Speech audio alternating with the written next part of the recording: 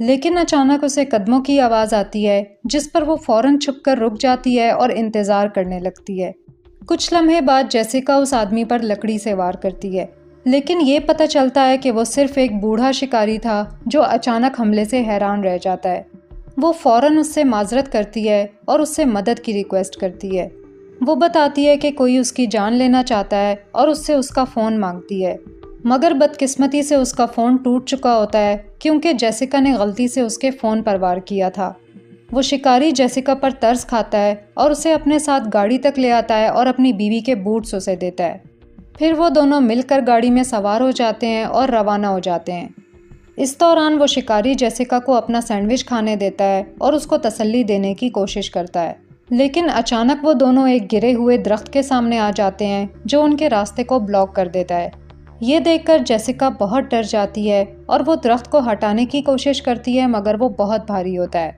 बिल्कुल इसी लम्हे वो सीरियल किलर उनकी तरफ आता हुआ नजर आता है। बूढ़ा शिकारी जेसिका को तसल्ली देने की कोशिश करता है और कहता है कि वो घबराए नहीं। फिर सीरियल किलर शिकारी से कहता है कि जेसिका उसकी बहन है जो घर से भाग गई थी और उसको दिमागी बीमारी है, जिससे शिकारी शदीद कन्फ्यूजन में पड़ जाता है। इस लम्हे शिकारी उसका यकीन करना शुरू कर देता है और सीरियल किलर को जेसिका को अपने साथ ले जाने देता है। मगर जब सीरियल किलर जेसिका को ज़बरदस्ती काबू करने की कोशिश करता है तो शिकारी को शक हो जाता है। वो फ़ौरन बंदूक से उसे धमकी देता है, जिस पर सीरियल किलर जेसिका को छोड़ देता है।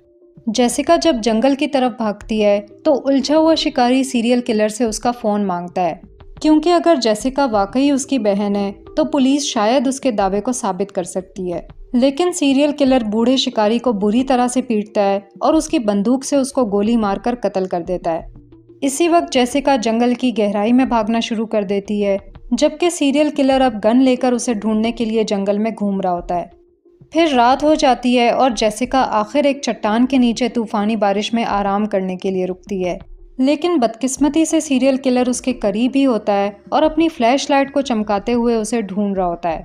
जब जेसिका को लगता है कि खतरा टल गया है तो वो जाने लगती है, लेकिन फिर पता चलता है कि वो सीरियल किलर अभी भी वहाँ मौजूद है और उसके हाथ में गोली मार देता है। जेसिका फिर भी किसी तरह उसके सामने से बच निकलती है और दोबारा झाड़ियों के नीचे छुप जाती है, जबकि वो सीरियल किलर एक बार फिर उसे ढूंढता है।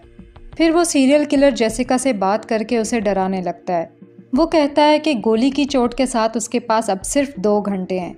अगर वो बाहर ना आई तो वो खून बहने से मर जाएगी। फिर वो उसे मशवरा देता है कि अब वो बाहर आकर उससे लड़ ले, क्योंकि उसके पास लड़ने की ताकत बाकी है। उसे और ज़्यादा तंग करने के लिए वो राइफल नीचे रख देता है और कहता है कि वो अगले 1 मिनट तक आज़ाद है, अगर चाहे तो राइफल उठाकर उससे लड़ सकती है।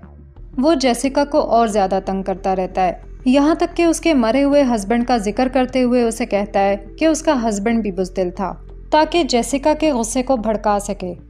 जेसिका के बाहर ना आने का इंतज़ार करने के साथ साथ सीरियल किलर की बर्दाश्त ख़त्म हो जाती है और वो गुस्से में आकर चिल्लाता है कि वो उसे पकड़ने आ रहा है। लेकिन जेसिका राइफल की तरफ नहीं बढ़ती, बल्कि इंतज़ार करती रहती है जब तक कि वो सीरियल किलर राइफल उठाकर चला ना जाए।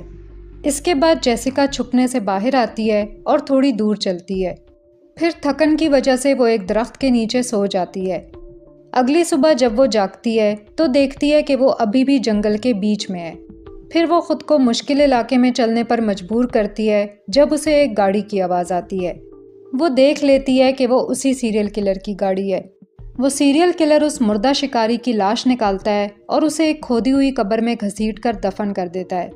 जब वो लाश को दफन करने जाता है तो जेसिका चुपके से उसकी गाड़ी के करीब पहुंचती है और दरवाज़ा खोलने की कोशिश करती है। दरवाज़ा लॉक नहीं होता तो वो गाड़ी में बैठ जाती है और मदद के लिए कोई चीज़ ढूंढने लगती है। आखिर वो उसका फ़ोन ढूंढ लेती है। इसी दौरान सीरियल किलर लाश को दफन कर देता है, इसलिए जेसिका फ़ौरन गाड़ी के पिछले हिस्से में छुप जाती है। फिर वो सीरियल किलर दोबारा गाड़ी में आकर वापस ड्राइव करना शुरू कर देता है। वहाँ जेसिका को हथियार के तौर पर एक टायर रेंच मिलता है और वो फ़ौरन 911 पर कॉल करने लगती है, मगर वो कुछ भी साफ तौर पर नहीं कह पाती क्योंकि वो ज़्यादा ऊंचा नहीं बोल सकती। ज़्यादा वक्त नहीं गुजरता कि सीरियल किलर को ये महसूस होता है कि उसका फ़ोन गायब है। वो अपने इर्द गिर्द देखता है और जब उसे फ़ोन नहीं मिलता तो गाड़ी रोककर दोबारा ढूंढने लगता है। जेसिका को ये एहसास होता है कि सीरियल किलर उसे देखने वाला है, इसलिए वो फौरन सामने आकर टायर रेंच से सीरियल किलर को मारना शुरू कर देती है। इसके बाद सीरियल किलर पागलों की तरह गाड़ी चलाता है और बार बार जेसिका को अपने चाकू से मारने की कोशिश करता है, लेकिन जेसिका उसके बाजू पर वार करती है जिससे वो चाकू छोड़ देता है। फिर जेसिका टायर रेंच से उसका गला घोंटती है और उसकी कलाई में चाकू घोंप देती है, जिससे वो गाड़ी का स्टीयरिंग व्हील काबू में नहीं रख पाता और दोनों एक खौफनाक एक्सीडेंट का शिकार हो जाते हैं। एक्सीडेंट के बाद जेसिका मलबे से बाहर निकलती है और अपनी धुंधली आंखों से एक हेलीकॉप्टर देखती है। हेलीकॉप्टर को देखकर उसे उम्मीद होती है और वो अपनी सारी ताकत लगाकर खड़ी हो जाती है और चलने लगती है, यहाँ तक कि वो एक खुली जगह तक पहुँच जाती है। दूसरी तरफ एक्सीडेंट की जगह पर हम देखते हैं कि वो सीरियल किलर अभी तक जिंदा है। जेसिका के पास अभी भी उसका फ़ोन मौजूद होता है और वो फैसला करती है कि उसकी बीवी को कॉल करे ताकि वो उसे ये बता सके कि उसका हस्बैंड किसी बिजनेस ट्रिप पर नहीं है, बल्कि वो एक सीरियल किलर है।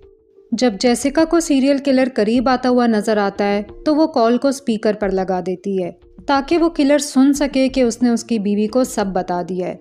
फिर जेसिका उसकी बीवी को अपना पूरा नाम बताती है और कहती है कि अगर वो आज मर गई तो ये उसके हस्बैंड की वजह से होगा। ये बात सीरियल किलर को बहुत गुस्सा दिला देती है और जब जेसिका उसकी तरफ फ़ोन फेंकती है तो वो फ़ौरन कॉल काट देता है। अब सीरियल किलर के चेहरे पर मुकम्मल मायूसी की झलक नज़र आती है और जैसा कि दोनों के पास अब खोने को कुछ नहीं होता, वो एक ख़तरनाक लड़ाई शुरू कर देते हैं। किलर इस लड़ाई में अपना चाकू इस्तेमाल करता है, लेकिन जेसिका के पास टायर रेंच होता है जिसे वो उसके खिलाफ लड़ने के लिए इस्तेमाल करती है।